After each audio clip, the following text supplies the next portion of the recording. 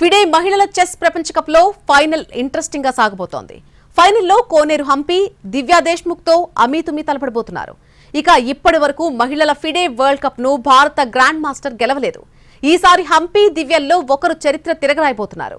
FIDE మహిళల chess ప్రపంచ cup లో గ్రాండ్ మాస్టర్ కోనేరు హంపి సూపర్ ఫామ్ ను కొనసాగిస్తూ ఫైనల్ కు దూసుకెళ్లింది.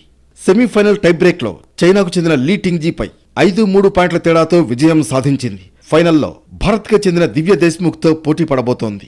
తాజా విజయంతో 2026లో నిర్వహించనున్న మహిళల క్యాండిడేట్స్ చెస్ టోర్నమెంట్ కు హంపి అర్హత సాధించింది.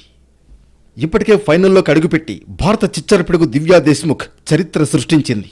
మహిళల చెస్ వరల్డ్ కప్ లో 19 ఏళ్ల దివ్య ఫైనల్లో అడుగుపెట్టింది. తద్వారా ఈ మెగా టోర్నమెంట్ టైటిల్ ఫైట్ కు చేరిన తొలి భారత క్రీడాకారిణిగా రికార్డులకెక్కింది.